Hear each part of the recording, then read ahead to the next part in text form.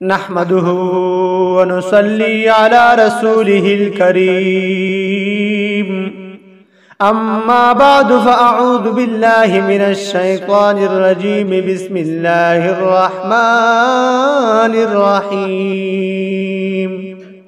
معزز سامعین کرام، آج کی ویڈیو میں ہم ہمارے پیارے نبی حضرت محمد صلی اللہ علیہ وسلم کے بارے میں آپ لوگوں کے ساتھ شیئر کرنے والے ہیں کہ وہ رمضان المبارک کے مہینے میں کیا کرتے تھے، کس طریقے سے وہ رمضان المبارک کا مہینہ گزارتا تھا، اور رمضان المبارک کے مہینے میں نبی اکرم صلی اللہ علیہ وسلم کون سے اذکار اور کون سے دعائیں مانگتے تھے۔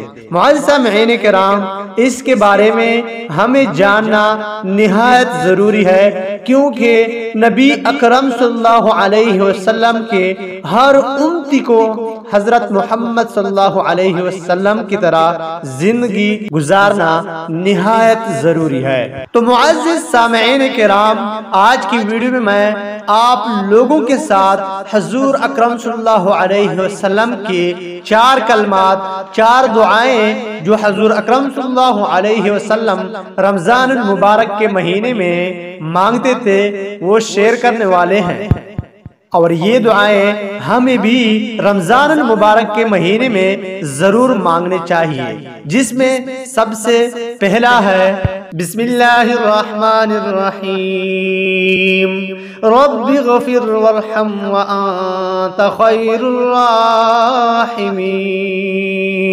ترجمہ: یا رب معاف فرما اور رحم فرما، تو سب سے بڑا رحم کرنے والا ہے۔ دوسرے نمبر پر دعا ہے استغفر اللہ ربی من کل ذنب واتوب الیہ۔ ترجمہ: میں اللہ سے ہر گناہ کی معافی مانگتا ہوں اور اس کی طرف پلٹتا ہوں۔ تیسری نمبر اللہم اغفر لی وارحمنی۔ ترجمہ: اے اللہ مجھے معاف فرما اور مجھ پر رحم فرما۔ تیسرے نمبر پر اللہم انک عفو تحب العفو فاعف عني۔ ترجمہ: اے اللہ بے شک تو معاف کرنے والا معافی کو پسند کرتا ہے، اسی لیے مجھے معاف فرما دے۔ معزز سامعین کرام، حضور اکرم صلی اللہ علیہ وسلم رمضان المبارک کے مہینے میں یہ 4 کلمے، یہ 4 دعائیں مانگتے تھے۔